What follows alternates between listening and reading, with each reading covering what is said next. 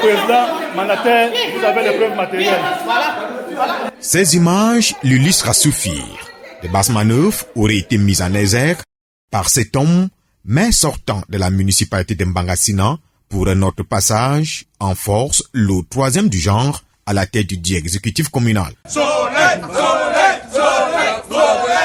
À la veille déjà, en présence du représentant du comité central au mandataire, il nous avait été informé que le maire actuel et 15 autres conseillers se sont retrouvés dans un hôtel à Bafia. Nous avons envoyé un huissier sur place qui a fait le constat et a trouvé effectivement qu'ils étaient là-bas.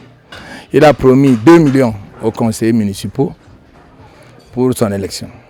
Mais il en a donné 200. Et comme il a donné 200 000 francs aux conseillers municipaux, 2-3 d'entre eux se sont révoltés. On les a surpris en train de dire que si on n'a pas 2 millions, on ne le vote pas.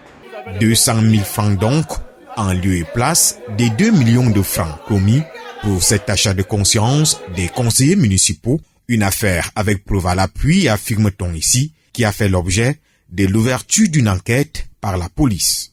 Cette affaire nous a emporté tous au commissariat central de sécurité publique de Mbangasina. Donc, corruption à ciel ouvert. Et c'est ainsi que jusqu'à minuit, les élections ont été reportées pour hier, 25, en présence du préfet. Le préfet arrive, il dit qu'on lui démontre que voici ce qui s'est passé depuis Bafia jusqu'à nos jours.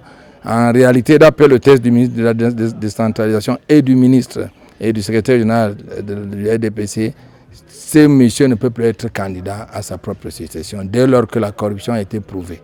Des faits de corruption bien établis en un mot, qui sont visiblement loin de crédibiliser l'élection de Bernard Mbouéné comme maire de la commune de Mbangasina. Il nous a dit que ce n'était pas de son ressort de pouvoir renvoyer quoi que ce soit. Il va falloir que nous saisissons la chambre administrative de la Cour suprême pour pouvoir statuer. À son niveau, lui va faire ce qu'on peut faire, à nous de tenir compte des requêtes. C'est ainsi que nous avons décidé, personne de mon groupe n'a pu faire acte de candidature. De par la complexité de ces circonscriptions politiques acquises au RDPC, des voix se lèvent également pour que justice soit faite au niveau du comité central. Mbangasina a 4 sous-sections. J'ai la plus grande qui a 30 membres du comité de base. Là où il y a le maire et son adjoint d'après leur élection, ils n'ont que 16 membres du comité de base. Ils ne peuvent pas avoir dans un seul petit comité le premier, le maire et son adjoint. Une majoration qui ne dit pas son nom.